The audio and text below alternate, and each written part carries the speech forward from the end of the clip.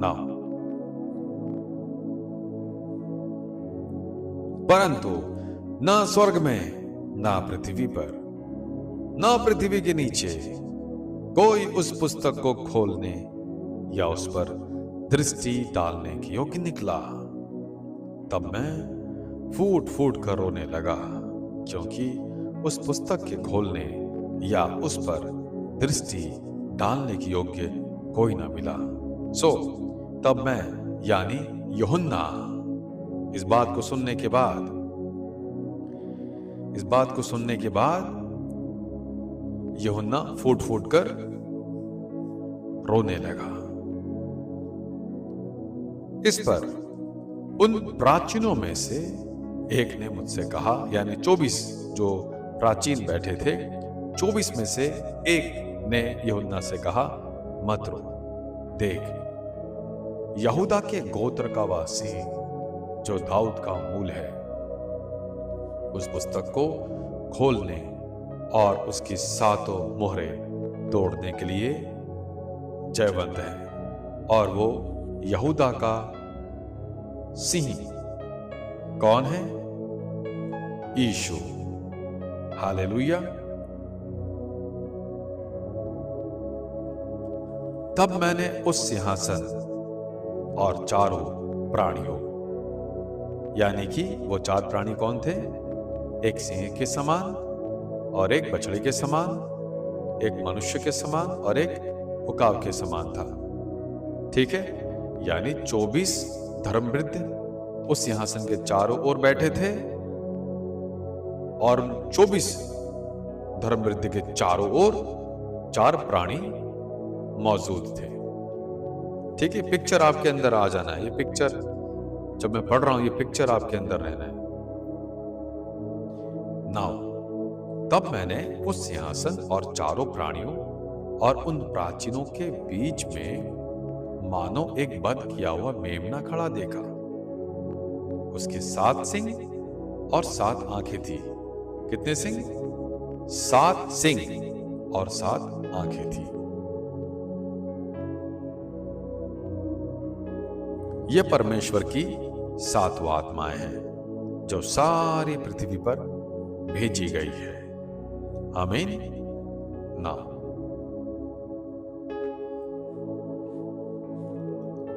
पद 6। सो 7 आंखें भेजी गई है पृथ्वी पर, क्या करने के लिए? निगरानी करने के लिए। जकर्या 4:10। क्योंकि किसने छोटी बातों के दिन तुच्छ जाना है, यहोवा अपनी इन 7 आंखों से, यहोवा अपनी इन 7 आंखों से सारी पृथ्वी पर दृष्टि करके साहुल को जरुब्बाबिल के हाथ में देखेगा और आनंदित होगा।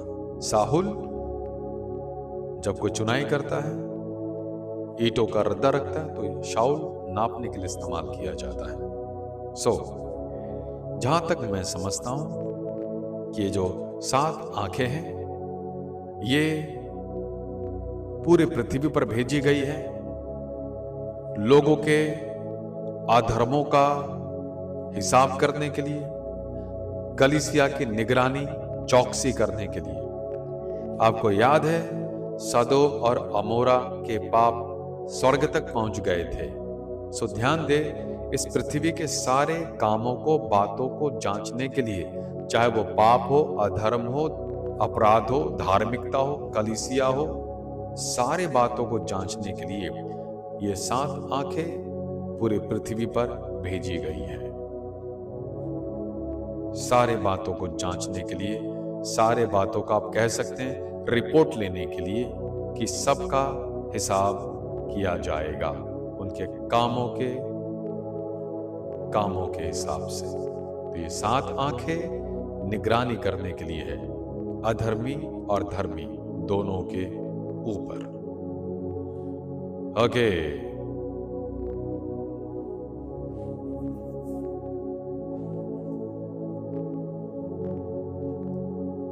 अब उसने आकर उसके दाहिने हाथ से, कौन? वो मेमना जो बध किया हुआ खड़ा था, वह मेमना आकर उसके हाथ से, किसके हाथ से? जो सिंहासन पर बैठा था और जिसके हाथ में वो पुस्तक थी, 7 मोहर लगाकर उन मोहरबंद पुस्तक को वो मेमना जो सिंहासन पर बैठा था उससे ले लेता है। उसने आकर उसके दाहिने हाथ से जो सिंहासन पर बैठा था वह पुस्तक ले ली। जब उसने पुस्तक ले ली तो वे चारों प्राणी और 24 प्राचीन उस मेमने के सामने गिर पड़े। उनमें से हर एक के हाथ में वीणा और धूप, जो पवित्र लोगों की प्रार्थनाएं हैं, से भरे हुए सोने के कटोरे थे।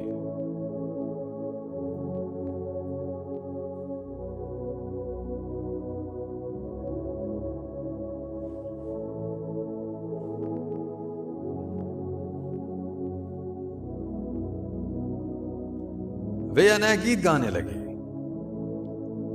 तू इस पुस्तक के लेने और इसकी मोहरें खोलने की योग्य है, क्योंकि तूने बध होकर अपने लहू से हर एक कुल और भाषा और लोग और जाति में से परमेश्वर के लिए लोगों को मोल लिया है और उन्हें हमारे परमेश्वर के लिए एक राज्य और याजक बनाया, और वे पृथ्वी पर राज्य करते हैं। आमीन। यानी कौन?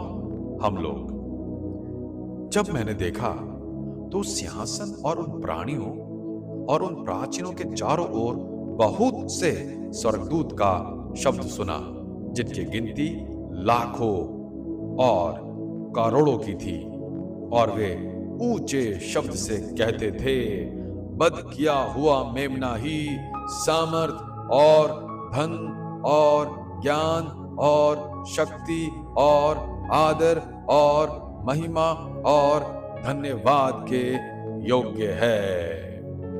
फिर मैंने स्वर्ग में और पृथ्वी पर और पृथ्वी के नीचे और समुद्र की सब सृजी हुई वस्तुओं को और सब कुछ को जो उनमें है या कहते सुना, जो सिंहासन पर बैठा है उसका और मेमने का धन्यवाद और आदर और महिमा और राज्य युगान युग रहे।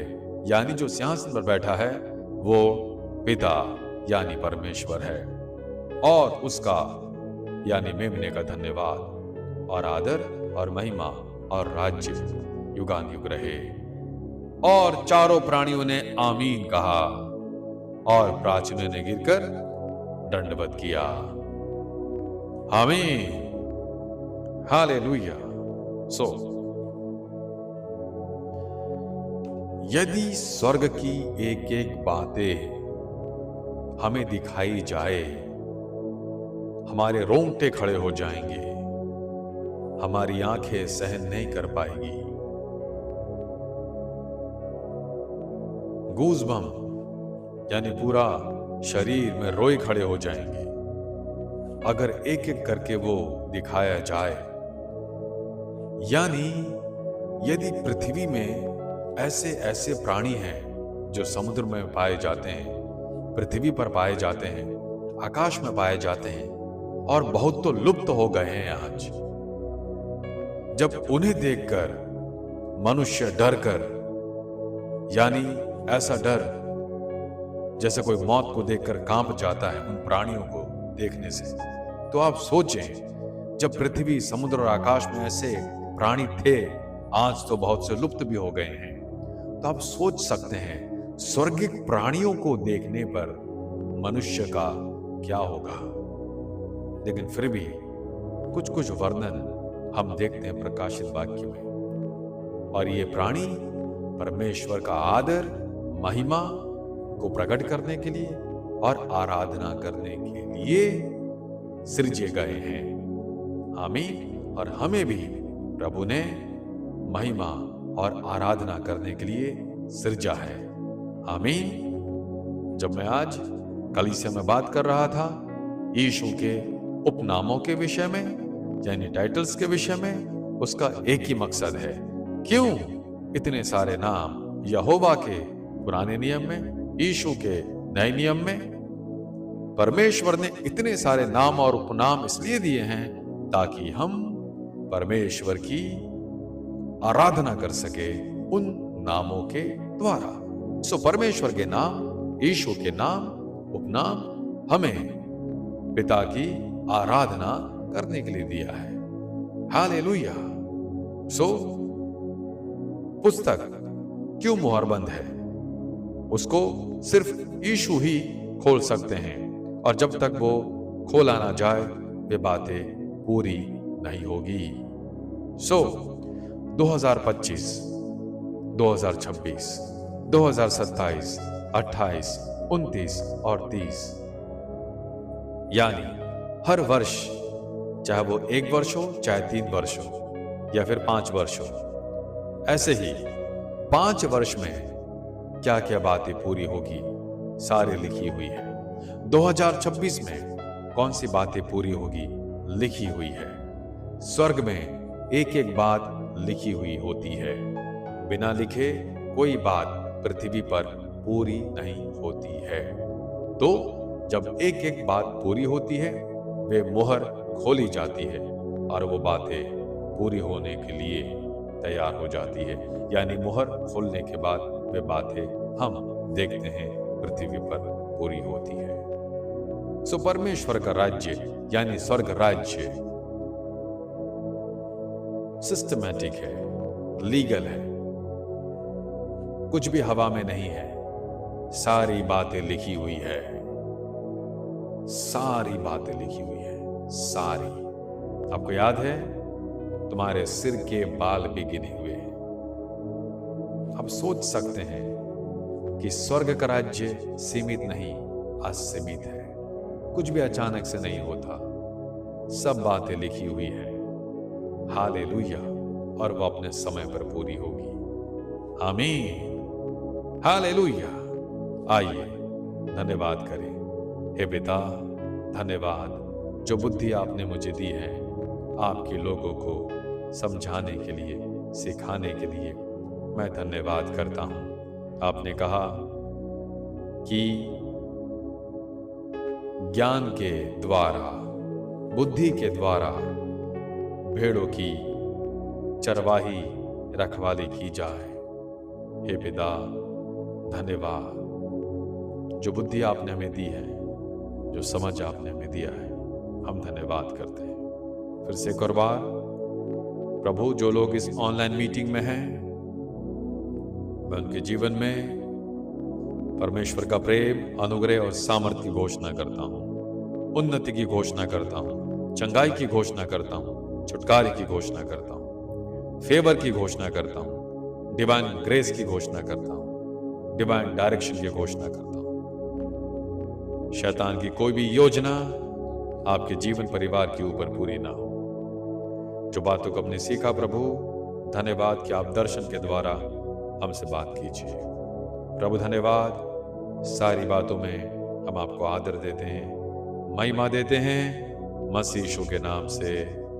आमीन, आमीन। सो धन्यवाद देते हैं लगातार।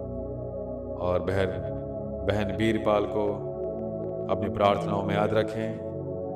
सारी कलीसिया, जितने भी ऑनलाइन कलीसिया हैं, ऑनलाइन जुड़ने वाले सारे प्रिय भाई और बहन, लगातार बहन के लिए धन्यवाद देते रहें, प्रार्थना करते रहें।